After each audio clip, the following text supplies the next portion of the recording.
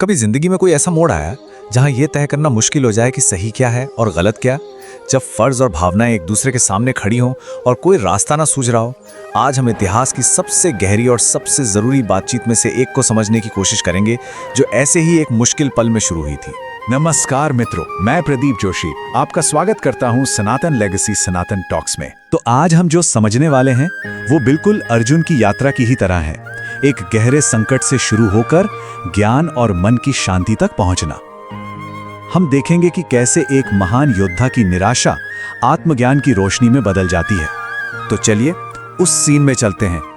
कल्पना कीजिए, कुरुक्षेत्र का मैदान, दोनों तरफ सेनाएं तैयार हैं, युद्ध के शंख बज चुके हैं और तभी दुनिया के सबसे बड़े योद्धाओं में से एक अर्जुन अपने रथ पर बैठे बैठे अचानक एक गहरे दुख और शक में डूब जाते हैं। और यही तो थी अर्जुन की सबसे बड़ी मुश्किल। उनके सामने जो लोग खड़े थे वो कोई अनजान दुश्मन नहीं थे, वो उनके अपने ही लोग थे। उनके दादा भीष्म, उनके गुरु द्रोणाचार्य, उनके भाई जिनसे उन्होंने सब कुछ सीखा था, जिन्हें वो प्यार करते थे। ये सोचते ही उनका पूरा शरीर कांपने लगता है, मुंह सूख जाता है और उनके हाथों से उनका वो प्रसिद्ध गांडीव धनुष फिसलकर नीचे गिर जाता है। मतलब अर्जुन अंदर से बिल्कुल टूट चुके थे। वो श्री कृष्ण से कहते हैं कि अपने ही लोगों को मारकर जो राजपाट मिलेगा उससे खुशी कैसे मिल सकती है। वो तर्क देते हैं कि इस युद्ध से सिर्फ परिवार का नाश होगा, समाज की सारी व्यवस्था बिगड़ जाएगी और हर तरफ अधर्म फैल जाएगा। और फिर भावनाओं और तर्कों के इसी तूफान के बीच वो एक ऐसा फैसला लेते हैं जो सब कुछ बदल देता है। वो अपनी समझ को एक बड़ी शक्ति के आगे रख देते हैं। और ये जो श्लोक है ना, यही वो पल है जहां सब कुछ बदल जाता है। अब तक कृष्ण अर्जुन के दोस्त थे, उनके सारथी थे, लेकिन इस एक पल में अर्जुन खुद को एक शिष्य बना लेते हैं और कृष्ण को अपना गुरु मान लेते हैं। सीखने की यही इच्छा और विनम्रता भगवद गीता के महान ज्ञान का दरवाजा खोलती है। अर्जुन की परेशानी की असली जड़ को समझते हुए श्री कृष्ण अपनी सबसे पहली और सबसे जरूरी शिक्षा देते हैं। ये वो शिक्षा है जो सीधे अर्जुन के दुख की वजह पर वार करती है, और वो वजह थी जीवन और मृत्यु के बारे में उनकी गलतफहमी। तो कृष्ण यहाँ पर एक बहुत ही बुनियादी लेकिन गहरी बात समझाते हैं। वो कहते हैं कि अर्जुन, जिसे वो मैं और मेरा समझ रहे हैं, वो तो सिर्फ ये शरीर है जो आज है कल नहीं होगा। ये शरीर जन्म लेता है, बदलता है और एक दिन खत्म हो जाता है। लेकिन इस शरीर के अंदर जो असली स्व है यानी आत्मा, वो न कभी जन्म लेती है न कभी मरती है। वो हमेशा से थी और हमेशा रहेगी। और इस बात को समझाने के लिए वो एक इतनी जबरदस्त मिसाल देते हैं। वो कहते हैं कि आत्मा के लिए शरीर बदलना बस ऐसा है जैसे हम पुराने और फटे हुए कपड़े बदलकर नए पहन लेते हैं। तो मौत कोई अंत नहीं है, वो बस एक बदलाव है। इसलिए किसी की मौत पर शोक करना असल में अज्ञानता है, क्योंकि आत्मा का सफर तो चलता ही रहता है। तो मतलब सार ये है कि आत्मा को कोई भी चीज नष्ट नहीं कर सकती। उसे कोई हथियार काट नहीं सकता, आग जला नहीं सकती। तो इस नजरिए से देखें तो अर्जुन का ये सोचना कि मैं इन्हें मार दूंगा एक तरह का भ्रम है। कृष्ण साफ करते हैं कि जब असली स्व यानी आत्मा अमर है, तो फिर अपने रिश्तेदारों की शारीरिक मृत्यु पर इतना दुख करना एक झूठी समझ पर आधारित है।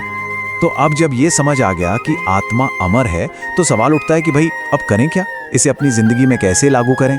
और यहीं से श्री कृष्ण कर्मयोग का रास्ता दिखाते हैं, यानी काम करने का सही तरीका।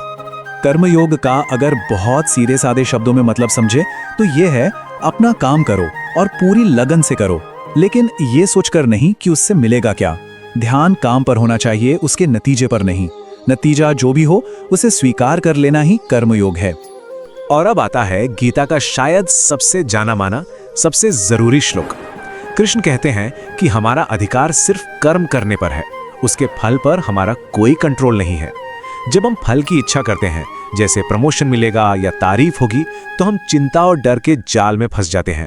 अगर नतीजा मन मुताबिक ना हो तो दुखी होते हैं। कर्मयोग हमें इसी बंधन से आजाद करता है। ये कहता है कि अपना बेस्ट दो और नतीजा ऊपर वाले पे छोड़ दो। अब ये सुनने में तो बहुत अच्छा लगता है, लेकिन मन में एक सवाल जरूर आता है कि बिना फल की चिंता किए कोई काम पूरी लगन से कैसे कर सकता है। कृष्ण समझाते हैं कि इसके लिए एक शांत और अनुशासित मन की जरूरत होती है। एक ऐसा मन जिसकी बुद्धि स्थिर हो, जिसे वो स्थित प्रज्ञ कहते हैं। तो कृष्ण हमें वो पूरी चेन रिएक्शन समझाते हैं कि कैसे एक काबू से बाहर मन हमें बर्बादी की तरफ ले जाता है। ये शुरू होता है दुनिया की चीजों के बारे में सोचने से, फिर धीरे धीरे उनसे एक लगाव, एक अटैचमेंट हो जाता है। उस अटैचमेंट से उन्हें पाने की इच्छा पैदा होती है, और जब वो इच्छा पूरी नहीं होती तो गुस्सा आता है, और गुस्से में इंसान की सोचने समझने की शक्ति खत्म हो जाती है, जो आखिरकार उसके पतन का कारण बनती है। इसके उलट जो समाधान है वो भी एक बहुत खूबसूरत मिसाल से समझाया गया है।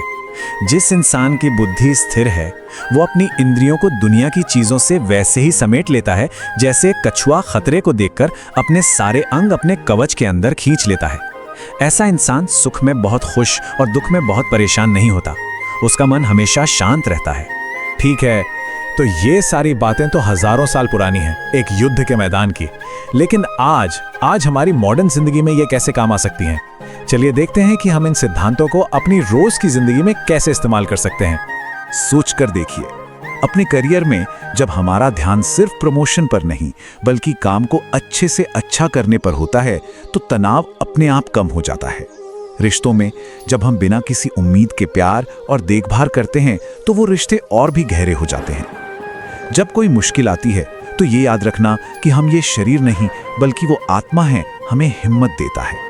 और जब कोई बड़ा फैसला लेना हो तो नतीजे से अपना मुंह हटाकर सोचने से रास्ता साफ दिखाई देता है। गीता का ज्ञान हमें काम से भागना नहीं सिखाता बल्कि काम करने का सही तरीका सिखाता है। नतीजों के बोझ से आजाद होकर ये हमें याद दिलाता है कि हमारा असली स्वरूप डर और चिंता से कहीं परे है।